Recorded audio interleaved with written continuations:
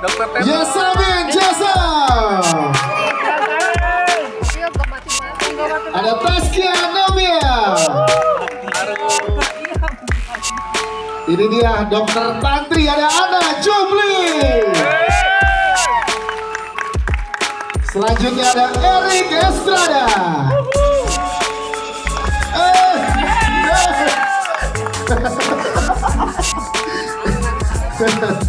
Selanjutnya ada Dava Wardana.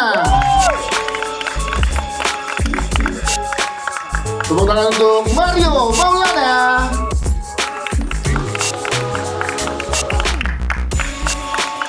Selanjutnya kita undang juga ada Ibu Dayu Wijato. Dan juga tentunya ini dia Wulan Guritno. Dokter Inggo kok mana Dokter Inggo? Oke. Ya, Dokter Inggo mana nih? Dan tentunya tepuk tangan teman-teman. Ini dia ada Aceh Bagus.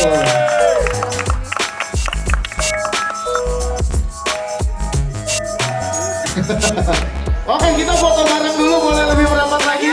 Teman-teman, boleh lebih merapat lagi, kita lebih merapat dan boleh lihat sebelah. Jadi saya harus lihat apa yang saya bikin, nyampe nggak kagetnya. Tadi nangis gak ya Pak Sastri Walas? Hah? Nih, sebelah sini kejar nih. Iya, iya. Alhamdulillah, itu salah satu juga yang saya rencanain dari awal. Itu perubahan skenario pas terakhir sebenarnya. Oke, terima kasih. Saya nggak mau panjang-panjang. Kalian di sini udah sangat membuat saya, nggak tahu saya bilang apa, terima kasih ya. Thank you. Tuh selalu ada di samping kamera. Jadi bergerak, saya tuh selalu pakai handheld. Dan saya pas dia begini, saya tuh suka gerakin badan dia begini. Saya gerakin itu badannya. Mau dia zoom out, mau dia zoom in, itu saya gerakin badannya. Jadi saya selalu ada di samping kameramen. Nggak pernah ada di tempat apa sih itu namanya kalau begitu? Di monitor room ya. Nggak pernah ada. Jadi kalau misalkan orang-orang nanya, ya saya nggak pernah duduk di monitor, selalu dengan kursi plastiknya ada di situ. Jadi semuanya itu ya memang sudah dari awal saya udah bilang sama mereka, nanti saya suka nge-cut untuk bagian-bagian dialog yang saya mungkin diulang ya, saya bilang. Karena saya keperluannya, karena kepala saya sudah editing, bukan di sana lagi. Itu.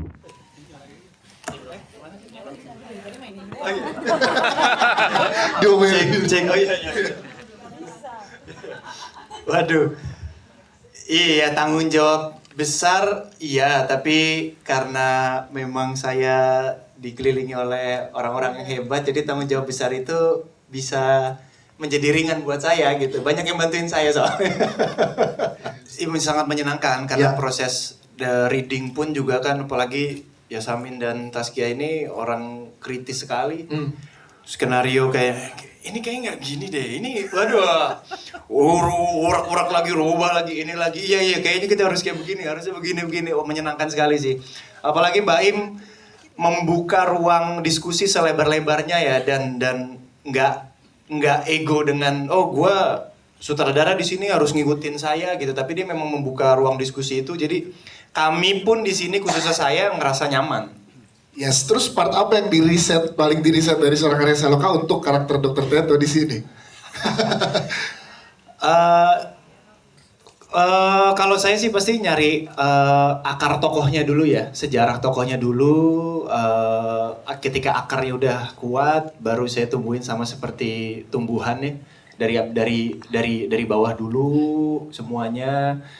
Yang pastinya tuh memang latar belakang itu sih yang harus dikuatkan ketika saya mencari tokoh Teto itu.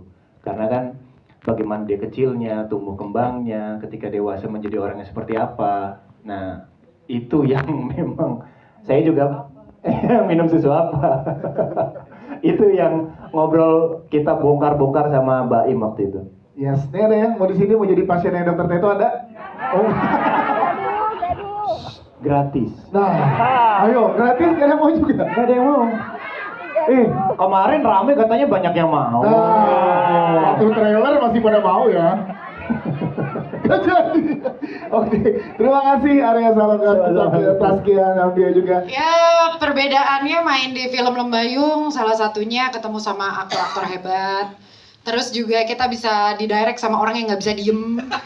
Kayak bener-bener emang dia nggak pernah dimonitor, itu benar banget. Dia bener-bener terima banget di maki-maki, mungkin nggak dimaki-maki, maksudnya diajak diskusi yang kayaknya lumayan sengit tuh. Kak Baim sangat menerima, dan nggak cuma Kak Baim tapi juga ada semua krunya itu sangat membantu prosesnya juga di syuting ini gitu. Dan kita nggak menjalankan syutingnya itu walaupun tempatnya memang base campnya sih sebenarnya nyaman ya, tapi lingkungannya lumayan creepy ya gitu.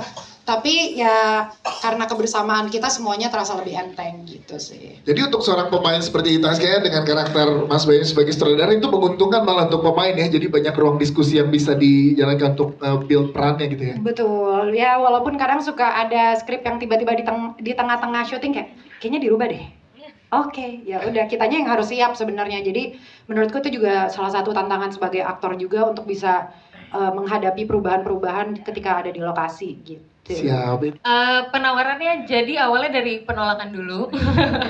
Penolakan kayak Kak Baim kayaknya scene yang ini aku takut untuk bawain.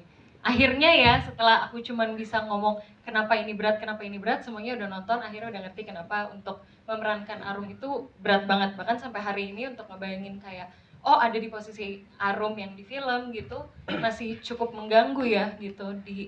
Mungkin untuk perempuan atau laki-laki juga gitu pasti nggak nyaman kan ada di posisi itu. Jadi wah Kak ini takut lagi maininnya gitu. Sampai akhirnya Kak Baim sih yang ngasih penawaran duluan, gimana kalau kayak gini boundaries kamu sampai semana, kita bikin syutingnya tetap nyaman dan tetap aman gitu. Yes, itu dia. Yes, amin. Yes, terima kasih ya, Yes. Kita yang bahagiakan yaitu bro, gue ngedirect. Serius bro.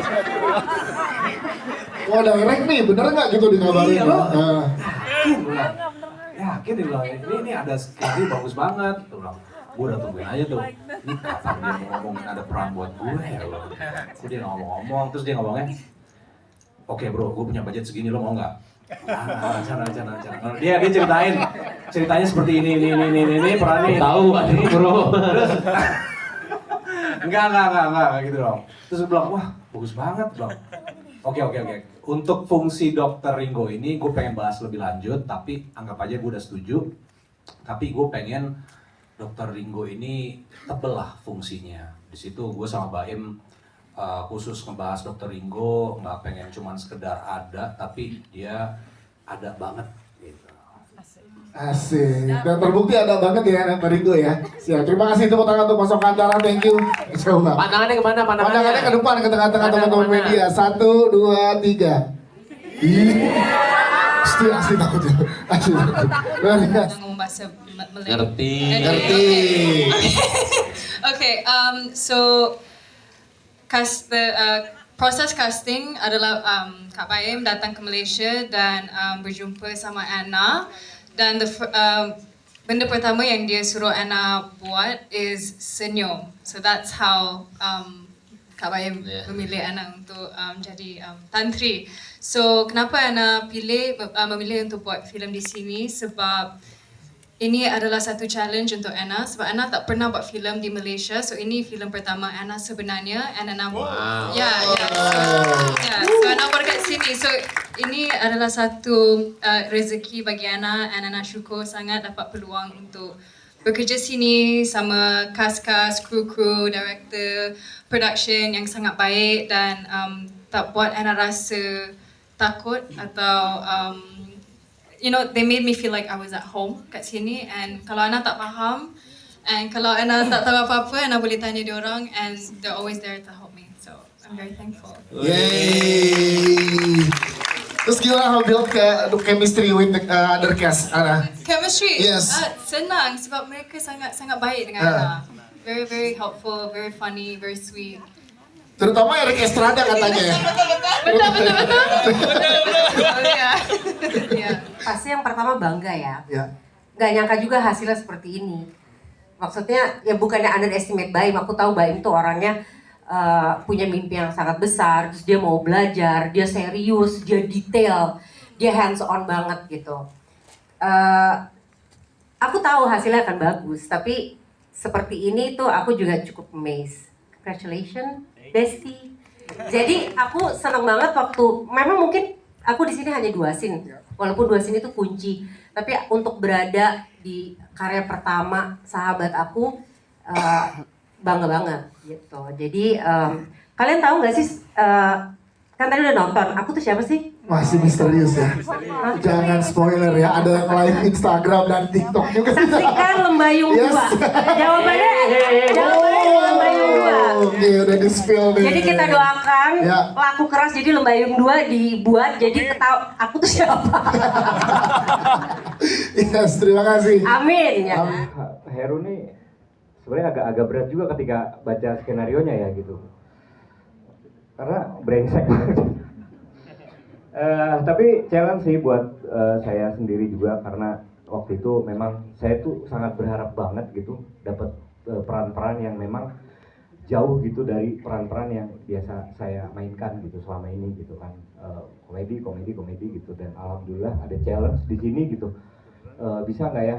Tapi meskipun agak berat juga ya karena film ini kan ya panjang ya, ini film ini bakalan dikenang seumur-umur, terus melihat karakter Heru tuh yang sebrengsek gitu kadang-kadang saya juga mikir aduh gitu ya, tapi ya udahlah ini sebagai aktor profesional ya udahlah gitu, ini Heru gitu, bukan saya pribadi gitu. Meskipun terus terang saya agak geli juga, agak risih sama kelakuannya si Heru itu. Terus terang gitu, saya pas bacanya gitu sebagai enceng gitu ngeliatnya. Tapi ya alhamdulillah Baim juga kasih kepercayaan untuk memainkan karakter Heru itu, dan thank you banget Baim. Kesempatan bro, terima kasih. Mainnya bagus banget ya, Yeay, tangan dulu dong. Wih. terima kasih dari Dava gimana udah dikasih kepercayaan ini dengan ada love story ternyata di antara Pika dan Arum.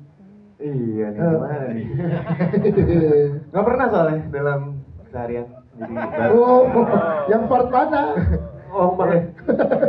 Ya, selamat sore teman-teman media. Terima kasih buat sore ini. Aku juga senang banget dipercayai Mas Baim untuk film perdananya, karena sebelumnya di Berbalas Kejam aku cukup suka dan mengagumi lah film itu, karena waktu itu Mas Reza dan semua yang main juga. Di sini peran pertama juga aku beda banget menurut aku.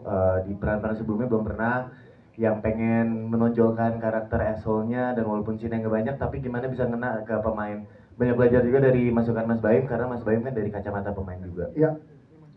Jadi ya itu proses sangat menyenangkan sih. Semoga juga Lembayung ini bisa berkah buat kita semua. Amin, terima kasih. Lihat dong jaketnya.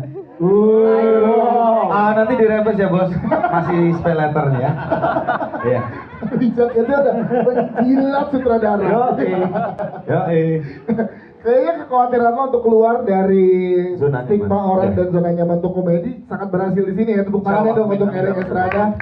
Itu gimana rasanya gitu? Yes, seperti karakter yang selama ini keluar dari zona nyaman. Akhirnya ini pertama kali saya horor, pertama kali saya keluar dari zona nyaman komedi, yang saya selalu bilang saya tuh bukan komedian, tapi rezeki yang dikasih sama Allah tuh komedian ya. Dan di sini Mbak Imo mempercayakan Erik Estrada untuk karakter Moming yang amat sangat berat, karena satu saya penakut, mending saya berantem sama 10 orang daripada satu setan ya. Di situ kalau kalian lihat saya sendiri enggak, itu 10 kru di depan saya karena rider saya itu. Karena saya penakut Pak. Sumpah, itu harus ada orang yang di depan situ ya. Iya. Sampai saya mau doa ayat kursi aja, saya doanya doa tidur, tanya. Soalnya nggak hafal. Hah? Soalnya nggak hafal. Hafal. Saking takutnya. Saking takutnya. Dan itu saya kira Lembayung itu film Jawa. Aku disuruh tanda tangan kontrak, pas baca set rumah sakit. Set orang ganti. Set mati. Horor gitu. Terjebak saya. Udah tanda tangan digital. Itu. Tapi di daerah sama seorang Wemo sebagai aktor. Pertama kali saya sebagai pemain yang nggak reading, nggak guna ya ini film ini. Percuma Pak, saya reading, saya baca nggak dipakai. Di lokasi syuting itu rubah. Tapi you man, you're beautiful. Water, Pak, man, you said. Itu artinya apa Kak? Artinya apa? Lu keren banget, bro. Keren bro. I love you. Erik Estrada bro, tepuk tangan untuk Erik Estrada. Thank you banget Mas Erik. Totalnya sudah 300. Oh, total 300, maaf sebelah saya ya. Ya, menyenangkannya sebenarnya sudah ada 6 negara. Wow. Dan sudah ada yang WhatsApp saya dari Hollywood. Wow. Jadi dia sudah dengar dan pernah saya kasih lihat juga, tapi belum final.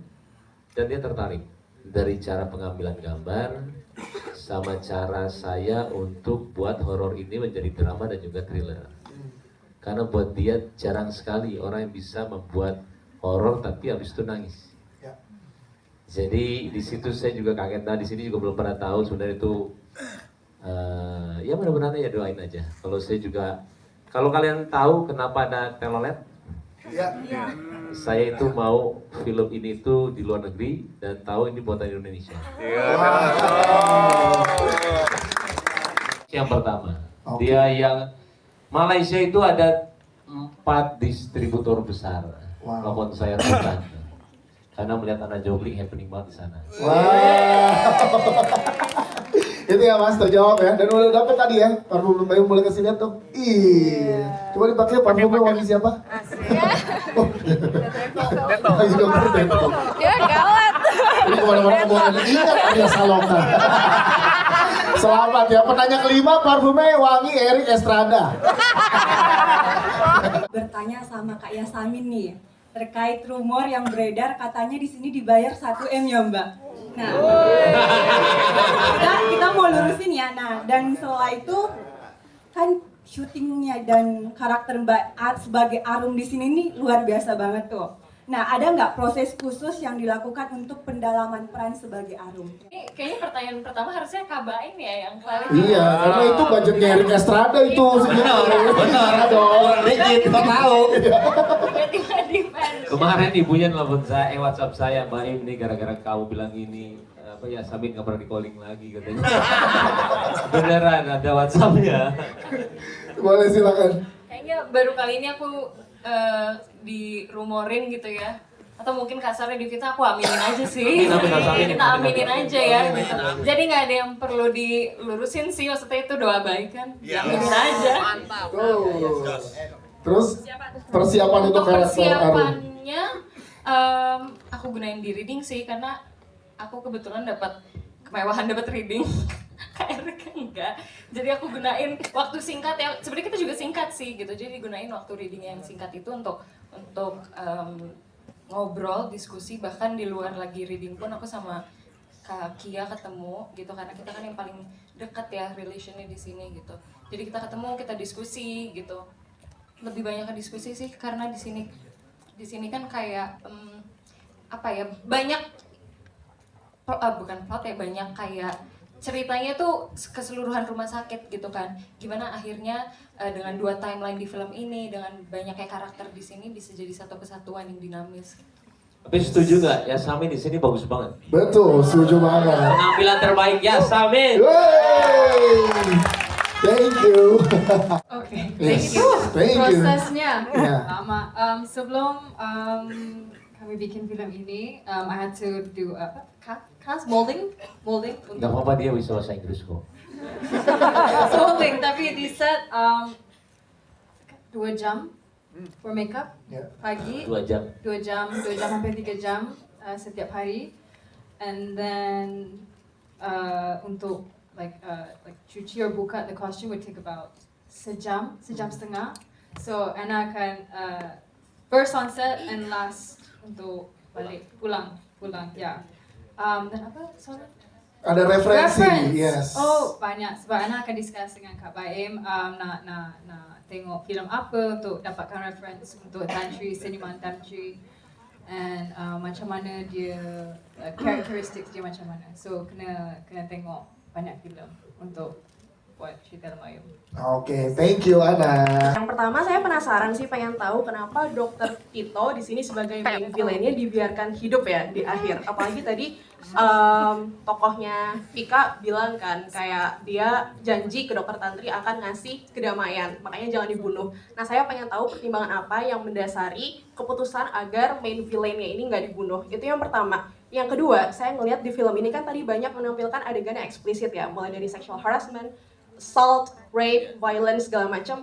Saya mau nanya, kenapa nggak ada trigger warning ya di bagian depan awalnya? Karena saya sebagai perempuan ngerasa cukup ke-trigger saat nonton banyak adegan ini yang menurut saya itu cukup eksplisit.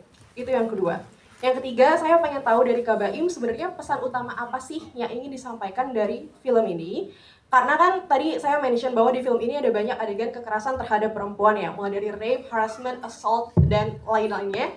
Dimana kita tahu lagi banyak banget nih kekerasan terhadap perempuan, gak cuma di Indonesia, tapi juga global. What are you trying to say through this movie? Karena saya takutnya kok film ini malah jadinya mengeksploitasi rasa sakit dari korban ya, instead of memberdayakan korban dan perempuan itu sendiri. So I'm curious to know what you think about this movie. Thank you. Thank you so much for the Kamu question. pinter banget loh. Sebenarnya kerja di Tiger Wong gitu. Ada gitu ya, Prescott nanya di hire, lagi bohong. Oke, pertanyaan pertama adalah Dokter Tito biarin punya. Jangan Dokter Tito. Sebenarnya Ida itu hidup. Saya bikin mati ketika saya sudah syuting. Karena saya ya benar dibilang sama semua ya, saya itu selalu ada perubahan. Tergantung saya mau gimana. Leontin itu sebenarnya nggak ada juga. Banyak sekali yang saya ubah. Nah, pembicaraan Dokter Tito mati atau enggak, saya sudah bicara juga sama semua. Semua kayak sudah saya ajak bicara. Mati atau enggak ya? Tapi karena saya berpikiran kenapa harus Wulan Guritno di situ? Karena berpikiran nanti akan kedua. Yang kedua tadi apa, Pak? Nggak ada trigger warning di depannya karena banyak adegan eksplisit. Mungkin itu walaupun saya udah sangat detail, tapi Pak Emilka juga sudah mengingatkan sebenarnya. Tapi saya waktu itu yang Pika yang ngomong itu yang asli depan, yang hitam. Itu saya seminggu sebelum tayang, saya masukin. Jadi blackout aja. Kalau itu ada dari awal, mungkin saya taruh peringatan itu di situ. Tahu nggak setelah ada Mas Yayu tuh ya meninggal, kita berduka cita, itu kan hitam blackout. Harusnya itu tulisan hitam. Itu masukannya benar sebenarnya. Cuman saya tidak pernah menyangka kalau saya itu memasukkan suara Pika asli di depan. Jadi buat saya, kenapa iya dan enggak? Saya tidak berpikir ke arah ke situ sangat detail. Perasaan untuk wanita ketika melihat film ini sampai terakhir. Karena buat saya menjawab pertanyaan 3, ini adalah film tentang persahabatan. Bagaimana Pika sama Arum. Ini cerita asli, saya tidak mengarang. Karena saya sudah berbicara terus sama Pika. Terakhir memang yang udah mau meninggal itu Arumnya. Dia sudah mau meninggal. Dan memang karena persahabatan dia ditungguin terus dan semuanya. Akhirnya memang dia itu sama-sama selamat. Cuman balik lagi, apa tujuannya saya ketika memperlihatkan ini semua? Ini adalah sebuah film. Film itu memang kita harus tahu tujuannya apa, cara buatnya bagaimana, dan siapa orang yang bisa memainkannya. Tapi balik lagi, untuk orang yang punya pemikiran setajam itu dan sedetail itu, gak semua orang untuk bisa kita jawab semuanya. Balik lagi, ini adalah sebuah film. Tapi tujuannya, kalau misalkan saya jawab tadi, ini adalah film persahabatan. Ya kenapa ada gantung diri, segala semua, itu adalah dramatisasi. Gimana caranya kita deliver ini ke penonton. Dan kenapa tiba-tiba ada di gorong idanya, itu adalah plot twist. Gimana caranya saya paling nggak mau membuat film yang dibuat orang. Saya mau orang nggak bisa nebak setelah ini itu apa. Makanya ketika misalkan moming yang ke atas itu ada tantri ke atas, dia tiba-tiba turun, itu suatu hal yang tidak diinginkan. Kenapa? Kalau misalkan kalian nanya, moming kok panjang banget? Saya bikin siang supaya kalian semua penonton tahu, oh mobilnya selamat nih. Selamat ya, aduh. Tapi saya malah nungguin itunya, makanya saya di pertama nonton saya lihat di situ. Saya buat film ini, maaf ya, saya buat film ini risetnya 1 tahun. Saya nonton semua film horor Indonesia. Saya di belakang sana nontonnya. Kalian tahu, saya ngitungin siapa orang yang lihat handphone berapa menit.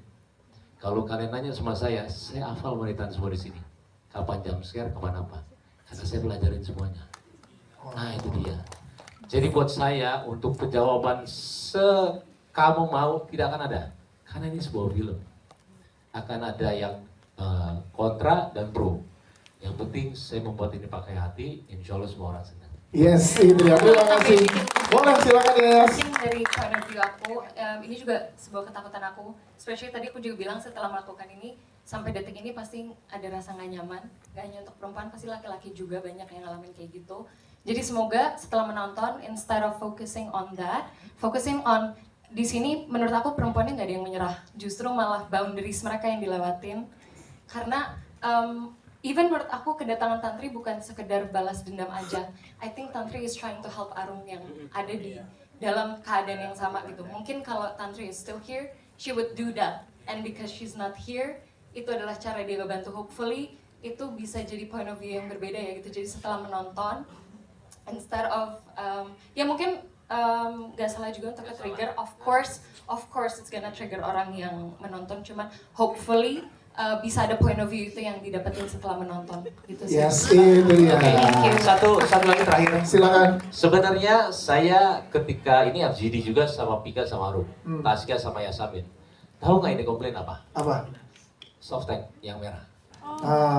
Pak, Mas Baim, kenapa kenapa itu dilihatin aku nggak bisa? Karena ukuran dia memang kita FGD sama semuanya. Ketika saya mau angkat, saya tanya sama Oka, sama Arya, sama semuanya. Bro, ini gue perlu angkat gak ya? Enggak, namanya juga film. Udahlah. Cuman sebagai director, saya harus milih. Mana yang saya akan pilih? Yang lebih ini, apa yang ini? Itu sesuai sebagai director. Makanya kenapa director itu kadang-kadang tidak FGD ke semua pemain. Karena pusing buat dia. Mau pilih option yang mana? Tapi benar apa kata kamu, itu yang dirasain mereka berdua sebenarnya. Jadi balik lagi, tidak salah, tidak ada yang benar, tergantung persepsi orang. Thank you, Lu. Thank you. Oke. Mas Ece, silakan. Mau menambahkan? Silakan. Boleh, silakan. Ini juga yang jadi keresahan saya sebetulnya. Karakter Heru Heru, gitu ya. ya. Tapi saya juga melihatnya mungkin agak eksplisit ya gitu. Tapi saya juga, orang Indonesia juga kan kadang-kadang melihat sesuatu tuh, lu jangan melakukan kejahatan, nanti hukumannya seperti ini. Gitu. Pas gue lihat juga di karakter Heru, aduh, Yayas tuh dari kecil bareng saya gitu. Terus ketika aku harus melakukan adegan itu berat banget gitu. Tapi ketika Baim di endingnya, gue harus mati gitu. Oh ya udah. Jadi kayak lu kalau jahat lu mati gitu. Beginilah gitu. Ya artinya orang Indonesia juga banyak juga orang Indonesia yang mungkin gitu ya, mungkin bisa melihat sesuatu tuh, belajar sesuatu mungkin secara eksplisit juga gitu, bisa menerima, oh lu jangan ngelakuin ini, kalau nggak lu bisa mati gitu. Jadi ya saya sih berharap pribadi begitu gitu, lu jangan cabul ya gitu kalau lu nggak mau ketusuk. Yes. Gitu. Oke. Semua media, terima kasih ya, terima kasih.